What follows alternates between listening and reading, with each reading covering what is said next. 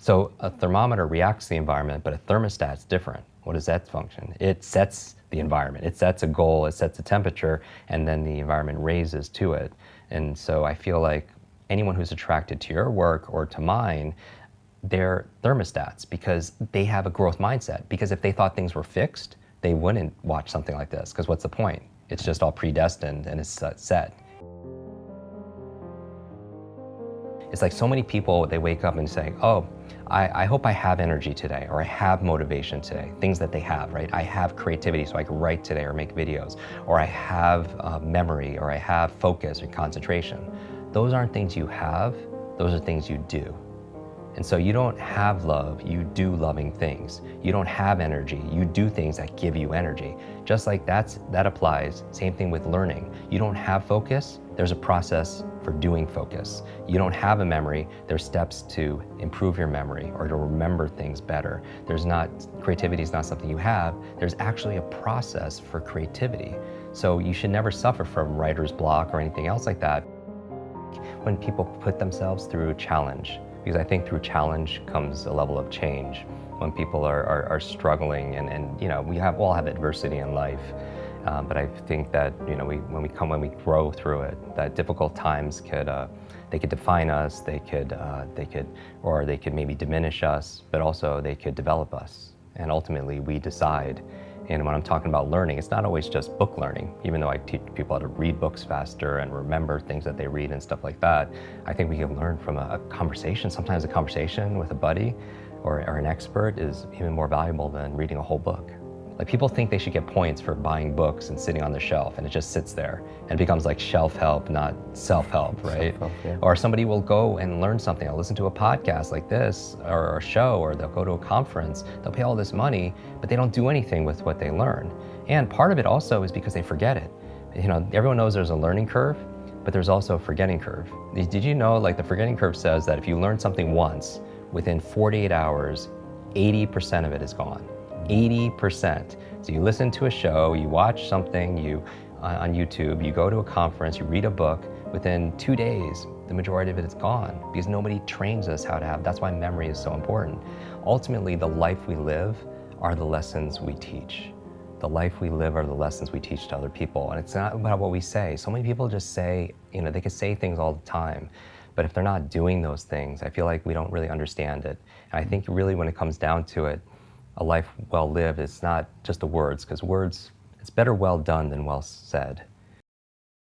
But the other thing I do is I write down the 3 things I want to accomplish the next day personally, and the other 3 are professionally. So now when I wake up, I have a vision for my life. Like, this is a win today if I just get these 3 things done personally and 3 things professionally. And then when it comes to my phone, I don't touch my phone until I get at least 1 thing done. And that's my test. If I could just do that. And it's not always perfect, but it's about progress, right? Because practice makes progress, right? And there's never going to be a perfect. And I think people need to find what works for them. But I would say, again, to step out is don't trust yourself as the expert instead of somebody else, and test it. Maybe for 1 week, keep your phone outside your bedroom for just 1 week and don't touch it for the first hour a day, and spend the first hour a day being a thermostat, not a thermometer. Like, I really do believe a lot of your guests... Set the temperature. Exactly. Right. Because a thermometer, what's a function? It reacts to the environment.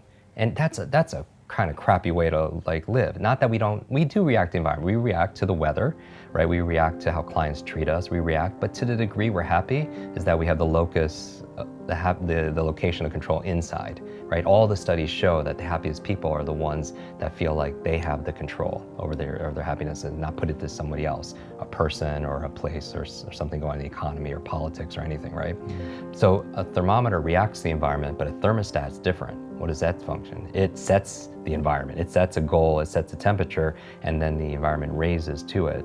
And so I feel like anyone who's attracted to your work or to mine, they're thermostats because they have a growth mindset. Because if they thought things were fixed, they wouldn't watch something like this, because what's the point? It's just all predestined and it's set.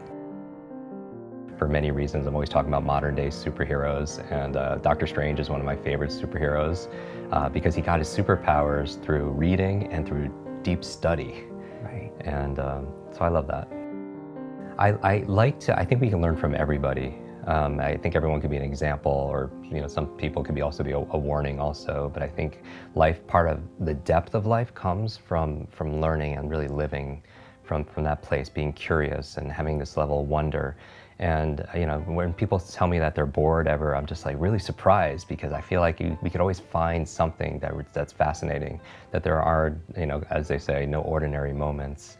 There's always something incredible going on. And so when I'm studying actors or people in business or athletes, I just love seeing people who are the best version of themselves competing at that level, because I always think that genius leaves clues.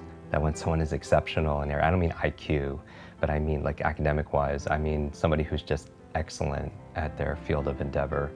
And so when you're watching like Sherlock, I think Sherlock has strategies that allows him to be able to observe things that other people just don't observe. And a lot of what I do is I train like law enforcement, I train artists on how to be more present and how to pay attention to things and see things that other people don't see, maybe. And so I study even works of fiction like Sherlock to see how he deducts and reasons, use critical thinking, and how we could pay attention to things that's right there, but most people don't see.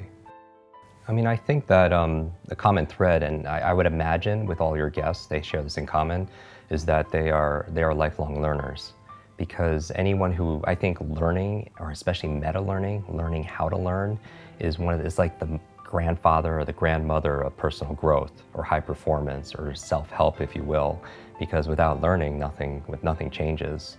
And so I think that one of the common themes is they have a high standard for things. They have a vision. And I always talk about 3 H's, head, heart, hands, that you could visualize things with your head and set goals and outcomes and KPIs or affirmations. But if you're not acting with your hands, something is missing. And I think the second H, the heart, and having the motivation or drive, the emotion to be able to achieve those things, because we're not always logical, right? But we're biological, dopamine, oxytocin, serotonin, endorphins. I mean, we do things very based on our feelings. And I find that spending time with high achievers, they have a high drive. Those feelings, a high level of, some people call it purpose. I know you had our buddy Simon on the show. Start with why, but asking yourself, like, why? Why do I want to remember this? Why do I want to learn this? Why do I want to achieve that goal? Because reasons reap results. They really do. Reasons reap results and a lot of rewards. I mean, I love people who test themselves, because I really think life, like we really grow the most and live the most when we're playing and practicing at the edge of our limits.